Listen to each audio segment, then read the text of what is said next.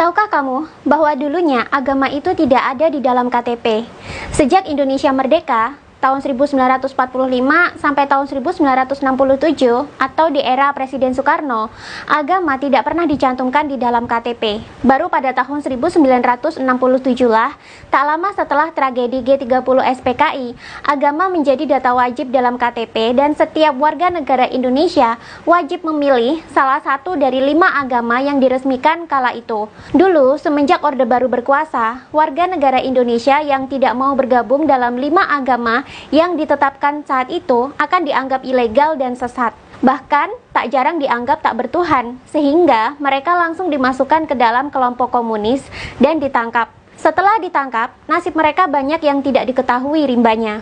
Banyak di antaranya tak pernah kembali ke keluarga dengan selamat, alias tinggal nama. Agama sudah lama dipolitisasi. Agama kini tak lagi sekedar menjadi jalan untuk menata moral manusia dan menjadi jalan manusia untuk berhubungan dengan Sang Pencipta. Lebih dari itu, agama yang memiliki perintilan yang kompleks sudah berkali-kali dijadikan alat politik untuk mengontrol masyarakat dan melegitimasi kekuasaan. Kolom agama di KTP Indonesia adalah warisan kelam Orde Baru yang menggunakan agama sebagai legitimasi politik dan kekuasaan. Hal ini tak hanya terjadi di Indonesia saja sebenarnya. Penggunaan agama sebagai legitimasi politik sudah sering terjadi di Eropa sejak dimulainya revolusi industri dan kolonialisme. Jika kalian pernah mendengar istilah Gold Glory, Gospel yang diusung para kolonialisme Eropa, itulah salah satu contoh klasik penggunaan agama sebagai senjata politik dan penjajahan demi keuntungan ekonomi. Kala itu, agama yang digunakan adalah agama Kristen. Kini, agama Kristen sudah kehilangan pamornya sebagai alat politik. Agama selanjutnya yang bergeser menjadi alat politik adalah Islam. Mengapa Islam yang jadi alat politik? Sebab Islam adalah agama terbesar kedua di dunia. Dan kebetulan, negara-negara yang menganut agama Islam semuanya memiliki potensi sumber daya alam triliunan dolar. Tentu saja hal ini akan membuat panas telinga kaum-kaum agamis yang semenjak dulu menolak wacana bahwa agama telah dijadikan alat politik. Namun inilah yang terjadi saat ini. Dan kamu wajib tahu dan sadar jika tak ingin Indonesia berakhir sama seperti Timur Tengah yang terus-menerus dilanda perang dan konflik. Ketidaktahuan menimbulkan kebodohan, kebodohan menimbulkan fanatisme, fanatisme menimbulkan radikalisme, radikalisme beragama memicu kehancuran. Penggunaan agama sebagai politik tak hanya terjadi baru-baru ini saja, bahkan sejak Indonesia mau merdeka pun politisasi agama sudah terjadi. Contohnya, ketika sedang membahas Piagam Jakarta yang kini menjadi pembukaan Undang-Undang Dasar 1945. Saat itu, perdebatan terjadi antara kubu Islam dengan kubu sekuler. Kubu Islam mendesak untuk memasukkan syariat Islam ke dalam Piagam Jakarta. Namun, kubu yang sekuler menolak keinginan ini. Dalam sebuah artikel yang dimuat dalam sindonews.com yang berjudul Asal-Usul Kolom Agama di KTP, disebutkan bahwa benturan kedua kubu, yakni kubu Islam versus kubu sekuler, terjadi cukup keras. Saking kerasnya, sampai-sampai daerah di timur Indonesia menyatakan akan keluar dari Indonesia saja jika syariat Islam tetap dimasukkan ke dalam pembukaan Undang-Undang Dasar 1945. Lalu kemudian terjadilah perundingan alot antara Muhammad Hatta dengan 3 tokoh Islam untuk meminta pencabutan syariat Islam dalam pembukaan Undang-Undang Dasar 1945. Dan seperti yang tertulis dalam sejarah, kubu Islam akhirnya mengalah dan Pancasila sila pertama tidak jadi menggunakan syariat Islam, melainkan hanya sebatas ketuhanan yang Maha Esa.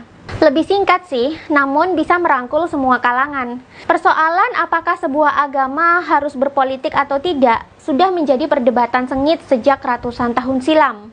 Kaum agamis selalu ngotot bahwa agama harus bisa masuk ke dalam pemerintahan dan politik. Karena menurut mereka, agama seharusnya mengatur setiap aspek kehidupan manusia secara menyeluruh. Menurut mereka, aturan dalam agama adalah aturan dari Tuhan langsung. Bagi mereka, negara yang sekuler atau negara yang memisahkan agama dengan pemerintahan bukanlah negara yang ideal. Sedangkan menurut kaum sekuler sendiri, agama yang dimasukkan ke dalam politik dan pemerintahan justru akan menimbulkan banyak masalah. Apalagi jika negara tersebut memiliki agama dan kepercayaan yang beragam, seperti Indonesia contohnya. Penyeragaman syariat dan hukum-hukum agama tertentu hanya akan mendiskriminasi dan menyingkirkan penganut agama lain. Sehingga pada akhirnya akan menimbulkan konflik, perpecahan, dan kemunduran. Jika tidak percaya, silahkan cek perpolitikan Eropa di abad pertengahan, di mana saat itu gereja menjadi rujukan politik dan memegang peranan yang besar dalam pemerintahan di sana.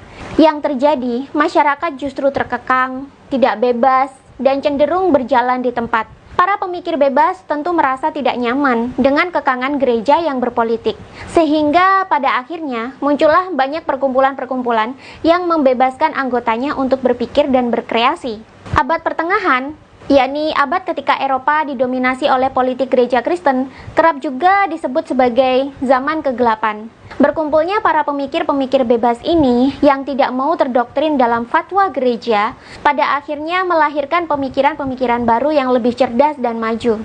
Eropa pada akhirnya memasuki sebuah zaman baru, yakni zaman Renaissance, yang ditandai dengan berjayanya ilmu pengetahuan dan sains di era tersebut.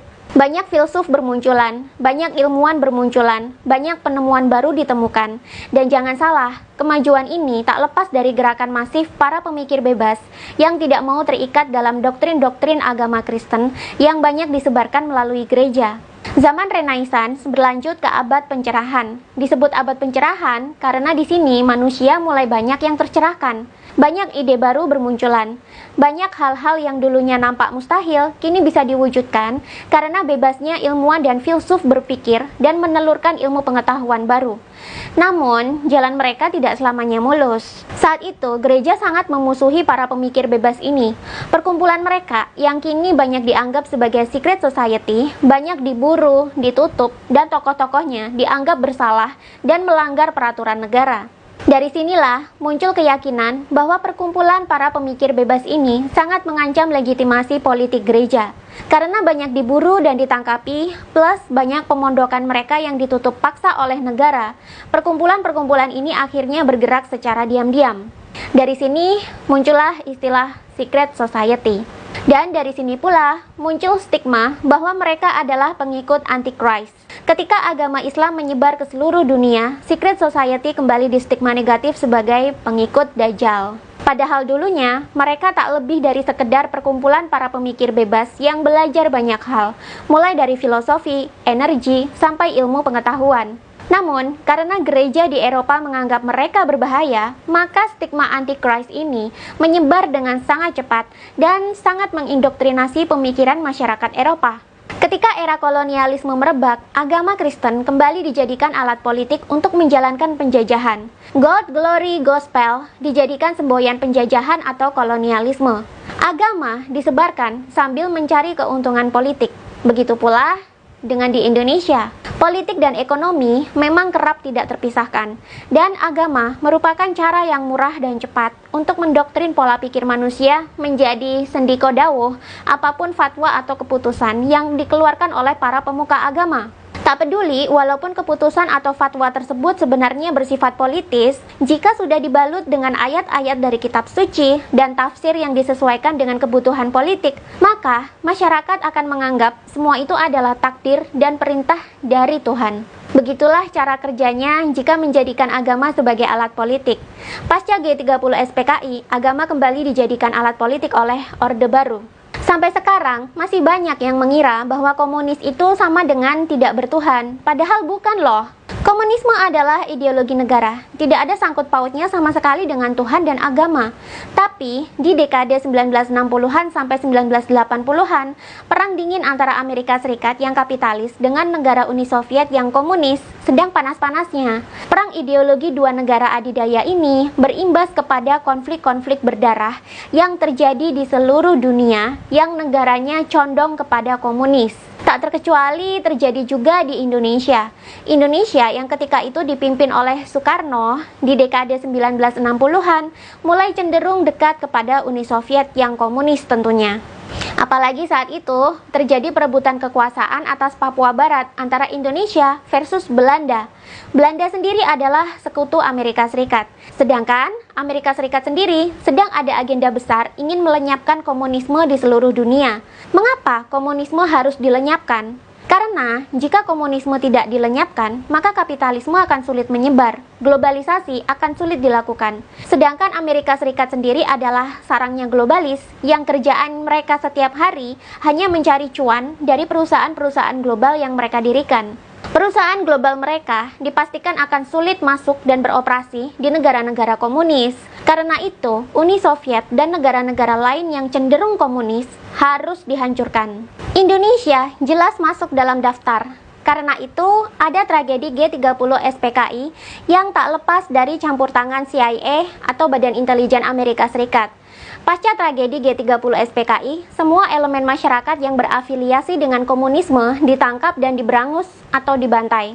Soeharto yang naik sebagai presiden menetapkan kebijakan baru untuk membersihkan komunisme di Indonesia, yakni dengan menetapkan 5 agama resmi dan memaksa rakyat untuk memilih 5 agama resmi tersebut.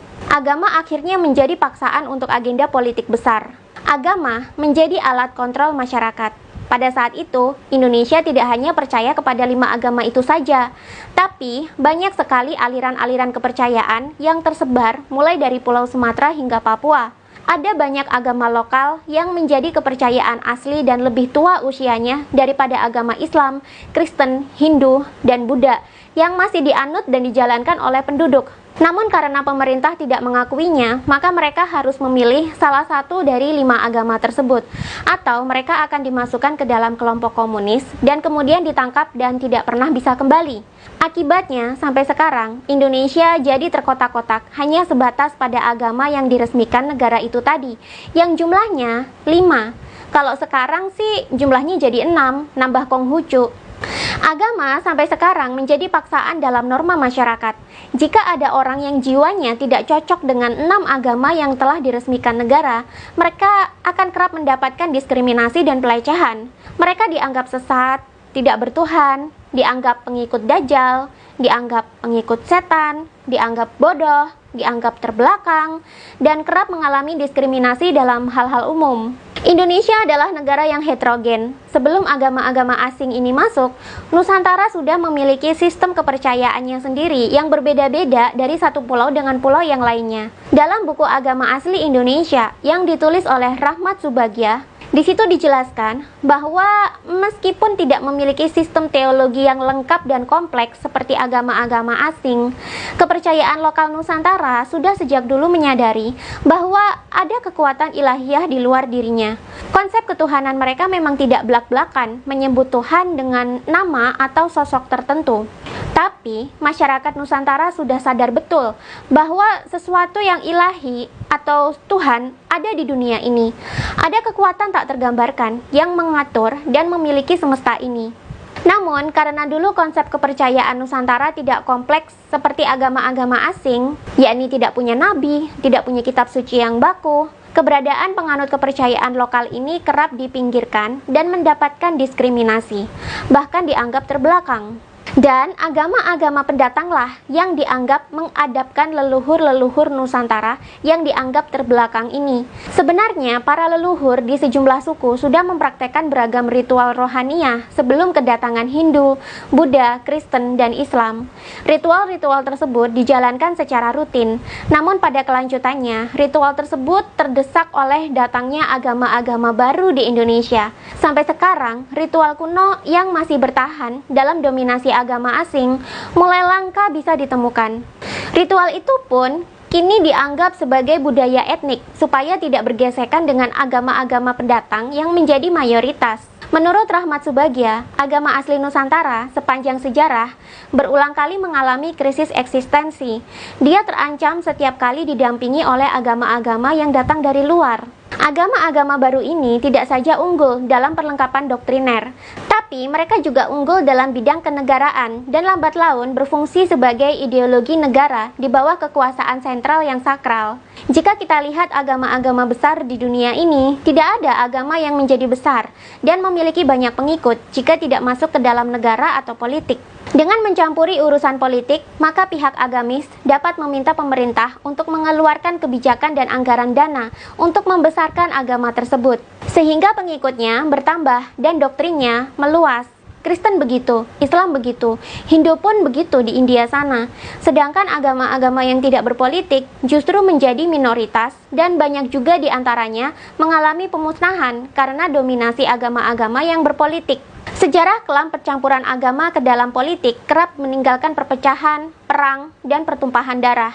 Namun demikian, sampai sekarang agama masih menjadi kendaraan yang dinilai murah dan cepat untuk meraih kekuasaan. Kenapa? Karena agama memiliki doktrin yang berdasarkan pada kitab suci dan tafsirnya bisa disesuaikan dengan kebutuhan politik.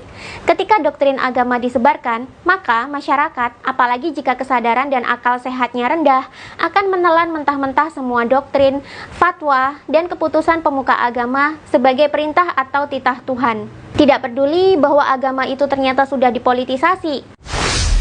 Tentu saja, konten ini akan membuat panas kaum agamis dan membuat saya akan menerima konsekuensi untuk dicap sebagai sekuler yang mungkin membenci agama.